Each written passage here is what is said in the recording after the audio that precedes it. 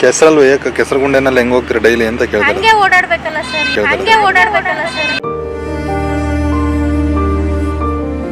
ಮಕ್ಕಳು ಮರಿ ಎಲ್ಲ ಯಾವ ಆಸ್ಪತ್ರೆಗೆ ಕರ್ಕೊಂಡು ಹೋದ್ರು ವಾಸ ಆಗ್ತಿಲ್ಲ. ಬಂದು ನೋಡ್ಕೊಂಡು ಹೋದವರು ತಿರ್ಗಾ ಮತ್ತೆ ಬರಲೇ ಇಲ್ಲ ಸರ್.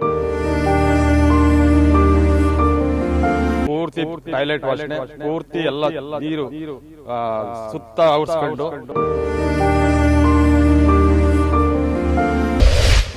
ಯುಜಿಡಿ ದಿಗ್ಬಂಧನದಲ್ಲಿ ಬಡ್ಡಿಹಳ್ಳಿ ಕೆರೆ ಹಿಂಭಾಗದ ಜನರ ಬದುಕು. ಮಕ್ಕಳು ಮರಿ ಎಲ್ಲ ಯಾವ ಆಸ್ಪತ್ರೆಗೆ ಕರ್ಕೊಂಡು ಹೋದ್ರು ವಾಸ ಆಗ್ತಿಲ್ಲ.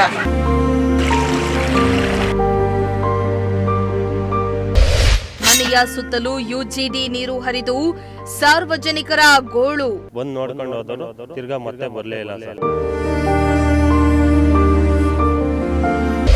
ಅಧಿಕಾರಿಗಳಿಗೆ ಕಂಪ್ಲೇಂಟ್ ಕೊಟ್ಟಿದ್ರು ಕೂಡ ಡೋಂಟ್ ಕೇರ್. ಕೆಸರಲ್ವ ಏಕ ಕೆಸರುಗುಂಡೆನಲ್ಲಿ ಹೆಂಗ್ ಹೋಗ್ತೀರಾ ಡೈಲಿ ಅಂತ ಕೇಳ್ತಾರೆ. ಹಂಗೆ ಓಡಾಡಬೇಕಲ್ಲ ಸರ್.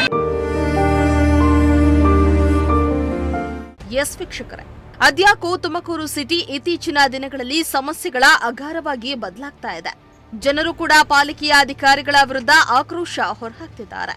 ನಿಮ್ಮ ಪ್ರಜಾಶಕ್ತಿ ಟಿವಿ ಕೂಡ ಜನರ ಸಮಸ್ಯೆಗಳಿಗೆ ಸ್ಪಂದಿಸಿ ಸುದ್ದಿಯನ್ನ ಬಿತ್ತರಿಸಿ ಅಧಿಕಾರಿಗಳನ್ನ ಎಚ್ಚರಿಸುವ ಕೆಲಸ ಮಾಡ್ತಾ ಇದೆ.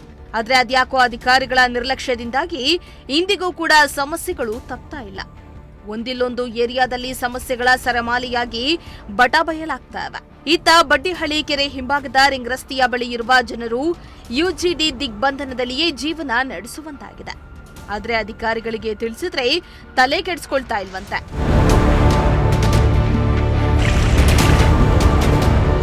ತುಮಕೂರಿನ ಕ್ಯಾಸಂದ್ರ 33ನೇ ವಾರ್ಡಿನ ಬಡ್ಡಿಹಳ್ಳಿ ಕೆರೆ ಹಿಂಭಾಗ ರಿಂಗ್ ರಸ್ತೆ ಬಳಿ ಇರುವ ಮನೆಗಳಿಗೆ ಯುಜಿಡಿ ನೀರು ನುಗ್ಗಿದ್ದು ನಿವಾಸಿಗಳ ಸ್ಥಿತಿ ಹೇಳತೀರದಾಗಿದೆ.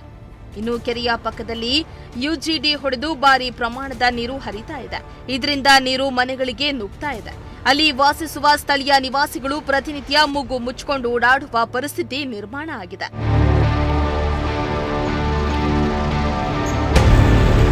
ಇನ್ನು ವರ್ಷದಿಂದಲೂ ಯುಜಿಡಿ ಉಕ್ಕಿ ಹರಿತಾ ಇದೆ.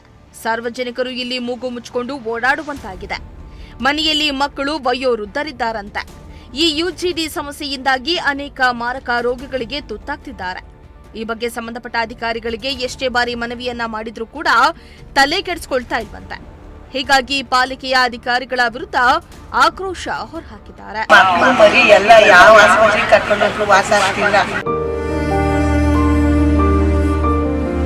ಯುಜಿಡಿ ಹೊಡೆದೋಗ್ಬಿಟ್ಟು ಒಂದೂವರೆ ವರ್ಷ ಆದ್ರೂ ಯಾವ ಅಧಿಕಾರಿಗಳು ಹೇಳಿದ್ರು ತಿರುಗಿ ನೋಡ್ತಾ ಇಲ್ಲ ಬಂದು.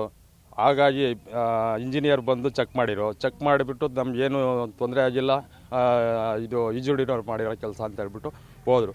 ಮನೆ ಹಿಂದೆ ಮುಂದೆ ಎಲ್ಲ ಪೂರ್ತಿ ರಂಪ ಆಗಿಬಿಟ್ಟಿದೆ. ಪೂರ್ತಿ ಟಾಯ್ಲೆಟ್ ವಾಸನೆ, ಪೂರ್ತಿ ಎಲ್ಲ ನೀರು ಸುತ್ತ ಔರ್ಸ್ಕೊಂಡು ಸಣ್ಣ ಪುಟ್ಟ ಮಕ್ಕಳು ಮರಿ ಅಜ್ಜಿ ವಯಸ್ಸಾದವರು ಇಂಥವರೆಲ್ಲ ಇದ್ದಾರೆ.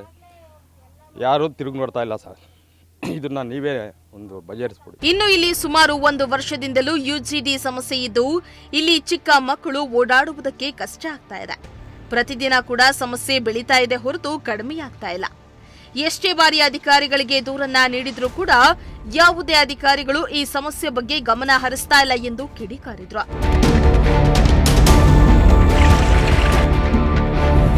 ಬಡ್ಡಿಹಳ್ಳಿ ಕೆರೆ ಹಿಂಭಾಗ ಇದ್ದೀವಿ ಸರ್. ನಾವೆಷ್ಟು ಹೇಳಿರು ದೊಡ್ಡವ್ರಿಗೆಲ್ಲ ಹೇಳಿದ್ದೀವಿ, ಹಿಂಗೆಲ್ಲ ಕ್ರಮ ತಗೊಂಡಿರಿ ಅಂತ ಹೇಳಿದರು.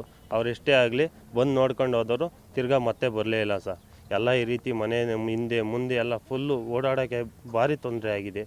ಹಿಂಗೆ ನೀರು ತುಂಬ್ಕೊಂಡು ಕೆರೆ ಟೈಲೆಟಿಂದೆ ಸರ್ ಜಾಸ್ತಿ ವಾಸನೆ. ಅದರಿಂದ ನೀವು ಕ್ರಮ ಜರುಗಿಸ್ಬೇಕು ಅಂತ ನಾವ್ಯಾರು ಅಧಿಕಾರಿಗಳು ಅದೇ ಯುಜಿಡಿಯರಿಗೆ ಮಾಡಿದ್ದೆವು ಸರ್. ಅವ್ರು ಬಂದು ನೋಡ್ಕೊಂಡು ಹೋಗಿ ಜಾಮ್ ಆಗಿದೆ ಅಂತ ಹೇಳ್ಬಿಟ್ಟು ಬರ್ತೀವಿ ಅಂದವರು ಬರಲೇ ಇಲ್ಲ ಸರ್. ಸರ್ ಅಲ್ಲೇ ಒಂದೂವರೆ ವರ್ಷದಿಂದ ಸರ್. ಯಾರು ಬಂದಿಲ್ಲ ಸರ್. ಸರ್ ಈ ಬರೇ ಯುಜಿಡಿದೆ ಸರ್ ಸಮಸ್ಯೆ. ಆ ಬಂದ ನೀರೆಲ್ಲ ಫುಲ್ ಬ್ಲ್ಯಾಕು, ಆ ಕಡೆ ಈ ಕಡೆ ಎಲ್ಲ ಕಸ ಎಲ್ಲ ಹೊಡೆದ್ಬಿಟ್ಟು ಬ್ಲ್ಯಾಕ್ ಆಗಿಬಿಟ್ಟಿದೆ.